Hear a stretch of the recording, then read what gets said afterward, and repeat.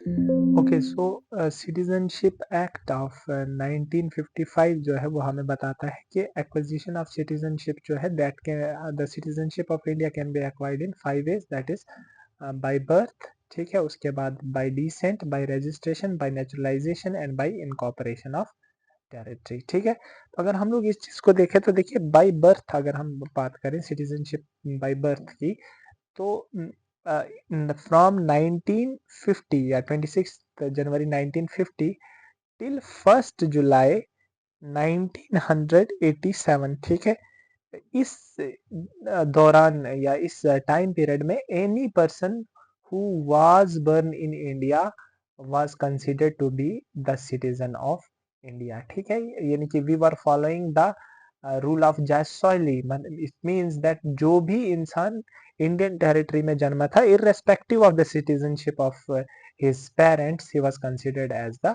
Citizen of India, ठीक है। But after 1987 till 2003, I was till 2004, इस दौरान में एक person who is burn in India, India में जन्मा होना चाहिए, और साथ साथ में उसका कोई भी parent, either of his parents, मतलब या तो फादर या फिर मदर, इन दो में से कोई एक जो है वो क्या होना चाहिए, इंडियन सिटीजनशिप होनी चाहिए eight the time of his birth.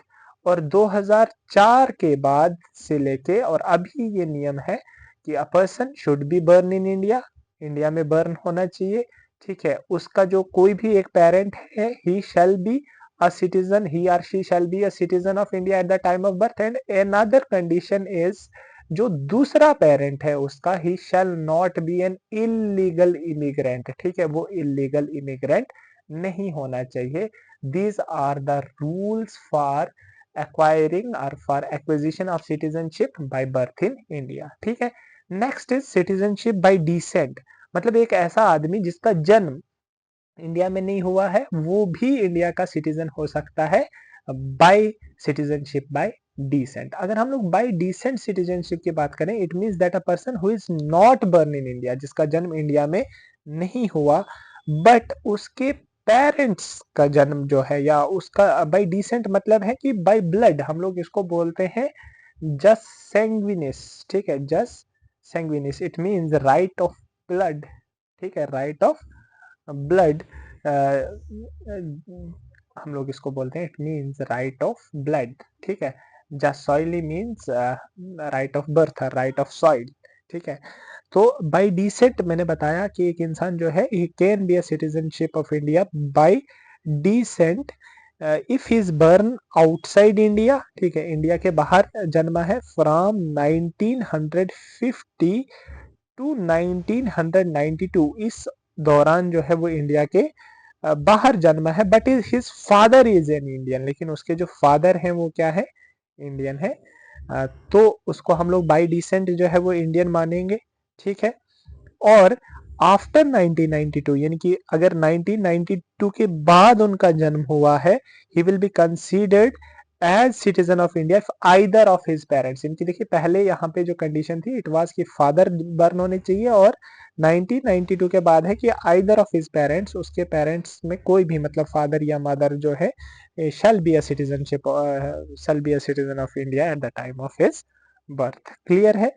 ये कहाँ कब से कब है, 1992 से लेके 2003 तक, ठीक है। अगर हम लोग 2004 के बाद की बात करें, after 2004, so a person born outside India shall not be a citizen of India by descent unless his birth is registered at an Indian consulate, ठीक है। मतलब अब जो है, जैसे मैंने बताया कि अगर आप लोग जब तक इंडियन कंसुलेट के पास उसके बर्थ को विद इन 1 ईयर जो है वो रजिस्टर नहीं करोगे, तब तक जो है he shall not be considered as a citizen of India, ठीक है।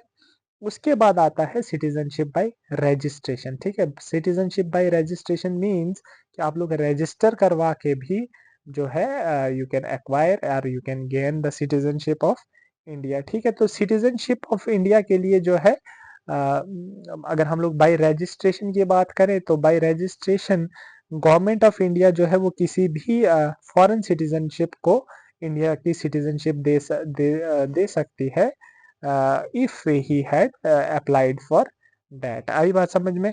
जो कैटेगरीज हैं जो जो इसमें आती हैं, दे आर, सबसे पहले इंडियन ओरिजिन का अगर कोई इंसान है और मान लो उसका जन्म जो है वो इंडिया से बाहर हो गया, ठीक है, और उसके बाद वो 7 साल इंडिया में रहने के बाद जो है can go, can provide an application for the to be registered as a citizen of India, and government of India can provide citizenship to him। ठीक है, एक पर्सन है जो मैरिड है to a citizen of India, ठीक है, Indian citizen के साथ मैरिड है, तो एक ऐसा सिटीजन भी क्या कर सकता है, इंडिया की सिटीजनशिप बाय रजिस्ट्रेशन जो है वो ले सकता है। कोई भी माइनर चिल्ड्रन है और उसके अगर पेरेंट्स जो हैं जो इंडिया के सिटीजनशिप है, वो भी they can also go for citizenship by registration. इसके अलावा अगर मतलब कोई भी इंडियन ओरिजिन का आदमी जो है जो अनडिवाइडेड इंडिया में पैदा हुआ था, वो भी सिटीजनशिप बाय रजिस्ट्रेशन जो है वो ले सकता है। ठीक है, किसी के भी पेरेंट्स अगर वही मैंने बताया जैसे कि इंडियन ओरिजिन के हैं, वो भी सिटीजनशिप ऑफ इंडिया जो है वो ले सकते हैं। क्लियर है ये वाली बात? ओके। और अगला है जो मैंने अगला है उसमें सिटीजनशिप बाय नेचुरलाइजेशन। ठीक है, नेचुरलाइजेशन से भी आप लोग जो है वो सिटीजनशिप ले सकते हो। और नेचुरलाइजेशन से सिटीजनशिप कैसे मिलती है, तो देखिए जो सेंट्रल गवर्नमेंट है वो ही ये चीज भी कर सकती है। Central government can grant citizenship by naturalization. By naturalization भी सेंट्रल गवर्नमेंट जो है वो सिटीजनशिप दे सकती है, and it will grant a certificate of naturalization to any person. ठीक है, और वो पर्सन जो है सबसे पहली बात है he should not be an illegal immigrant. ठीक है, वो इलीगल जो है इमिग्रेंट नहीं होना चाहिए, और उसके पास कोई ना कोई क्वालिफिकेशन होनी चाहिए। आई बात समझ में? वो क्या है, सबसे पहली बात है कि इंडियन सिटीजनशिप उसी कंट्री के सिटीजन को मिलेगी जहां पे अगर उसकी कंट्री में भी citizenship by naturalisation Indian citizen को मिल सकती है। आई बात समझ? अगला जो चीज है इसमें ये है कि अगर जैसे ही उस इंसान को इंडियन सिटीजनशिप मिलेगी by naturalization, he has to renounce his previous citizenship. उसको अपनी जो प्रीवियस सिटीजनशिप है वो क्या करनी पड़ेगी, रिनाउंस करनी पड़ेगी, त्याग करना पड़ेगा उसका। ठीक है, उसके अलावा ये अगली चीज है कि अगर वो इंडिया में रह रहा है और इंडिया की किसी भी गवर्नमेंट सर्विस में है, आई बात समझ में, तो इसके लिए भी उसको भी जो है सिटीजनशिप बाय नेचुरलाइजेशन मिल सकती है। ठीक है, गुड कैरेक्टर होना चाहिए। ठीक है, और उसके बाद जो है उसको इंडिया की 22nd शेड्यूल में जो भी लैंग्वेजेस हैं उनका एडवोकेट नॉलेज होना चाहिए। ठीक है, और एक और जो कंडीशन है वो ये है कि अगर उसकी उसने कोई मतलब शानदार सर्विस दी है, ठीक है, इन टर्म्स ऑफ सोसाइटी या वर्ल्ड पीस, आई बात समझ में, तो अगर ऐसी जैसी लिटरेचर, फिलोसफी या साइंस, मतलब इन फील्ड में अगर किसी भी इंसान ने एक्स्ट्रा ऑर्डिनरी सर्विसेज जो है दी है, तो गवर्नमेंट ऑफ इंडिया इन सारी कंडीशंस को छोड़ के भी किसी भी इंसान को जो है वो सिटीजनशिप ऑफ इंडिया जो प्रोवाइड कर सकती है। और याद रखना, इंडिया में अगर ऑफिस ऑफ प्रेसिडेंट की बात करें तो ऑफिस ऑफ प्रेसिडेंट के लिए both Indian citizen as well as naturalized citizens जो होंगे they will be eligible, but in case of USA only their citizenships and not the naturalized citizenships are eligible for the post of president of USA. So this is a key difference between both the countries. आई बात समझ में, जहां पे naturalisation है। और last जो तरीका है that is bye incorporation of territory. यानी कि अगर मान लो किसी भी टेरिटरी को इंडिया ने इनकॉर्पोरेट किया, जैसे मैंने आप लोगों को बताया था 1954 हम लोगों ने फ्रेंच की जो टेरिटरी थी पुडुचेरी उस पर कब्जा किया, और 1963 से वो हमारे कंट्रोल में है।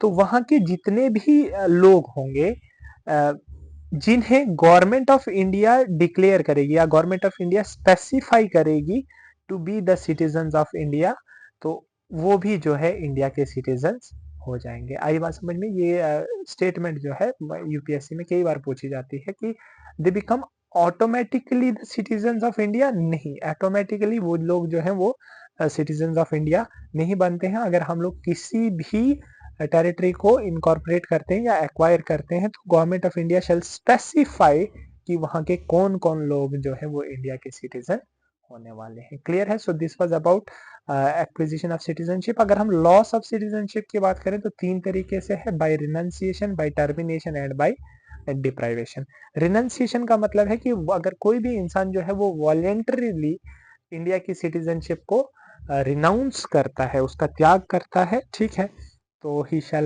Not be deemed as a citizen of India after that. Termination का क्या मतलब है? टर्मिनेशन का मतलब है कि अगर कोई भी इंसान किसी और फॉरेन कंट्री की सिटीजनशिप लेगा तो उसकी जो इंडियन सिटीजनशिप है दैट विल बी टर्मिनेटेड, ठीक है। और उसके बाद है बाय डिप्राइवेशन। डिप्राइवेशन का क्या मतलब है कि अगर किसी भी इंसान ने जो है सिटीजनशिप अटेन की है बाय फ्रॉड, तो ऐसे इंसान को सिटीजनशिप से डिप्राइव किया जा सकता है। या फिर किसी भी इंसान ने शो की है disloyalty towards the constitution of India, तो उसको भी जो है he can also be deprived of his citizenship, ठीक है। अगर किसी भी इंसान ने एनिमी के साथ जो है मतलब देश के साथ गद्दारी की है और एनिमी का साथ दिया है ड्यूरिंग वॉर, वहां पे भी हम लोग जो है किसी भी सिटीजन की जो सिटीजनशिप है उसको डिप्राइव कर सकते हैं, मतलब उसकी सिटीजनशिप वापस ले सकते हैं। और अगर कोई एक ऐसा इंसान है जो जिसको हम लोगों ने नेचुरलाइजेशन या फिर रजिस्ट्रेशन से इंडियन सिटीजन बनाया और उसके इमीडिएटली बाद के 5 सालों में से अगर वो इंसान 2 से ज्यादा सालों में जेल तक रहा है किसी भी जगह पे, तो हम लोग उसकी भी सिटीजनशिप को क्या कर लेते हैं, वापस ले लेते हैं, ठीक है। और अगर कोई ऑर्डिनरी इंडियन सिटीजन है और वो इंडिया से बाहर 7 साल तक कंटिन्यूसली रह रहा है तो उसकी भी सिटीजनशिप जो है वो क्या ले ली जाएगी, वापस ले ली जाएगी। पर ये बात याद रखना कि ये वाला जो प्रोविजन है it shall not apply to the students. जो भी स्टूडेंट्स या कोई भी एजुकेशन रिसर्च के लिए जो है बाहर जाते हैं तो उनकी हम लोग सिटीजनशिप को टर्मिनेट या उनको डिप्राइव नहीं कर सकते हैं। तो ये वाली जो कंडीशन है वो इंडियन स्टूडेंट्स जो अब्रॉड पढ़ते हैं या फिर कोई भी गवर्नमेंट ऑफ इंडिया में सर्विस कर रहे हैं और उसकी वजह से बाहर है, या फिर किसी भी इंटरनेशनल ऑर्गेनाइजेशन में काम कर रहे हैं उसकी वजह से बाहर है, तो हम लोग उन की सिटीजनशिप को by deprivation they will not lose their citizenship. However, if there is some ordinary citizen and he is residing 7 years continuously outside India, so he can be deprived um, of of his citizenship, ठीक। so these are the 3 ways: renunciation, termination and deprivation, जहां से किसी भी इंसान की जो है वो सिटीजनशिप छीन सकती है या उसको उसकी सिटीजनशिप को बर्खास्त किया जा सकता है। ठीक है, नेक्स्ट में हम लोग कंटिन्यू करेंगे। अब एक छोटा सा टॉपिक है उसको नेक्स्ट पार्ट में हम लोग कंटिन्यू करेंगे, जिसमें हमें आप लोगों को ओवरसीज सिटीजन ऑफ इंडिया और उसके साथ साथ में जो एनआरआई है उसके बारे में बताऊंगा।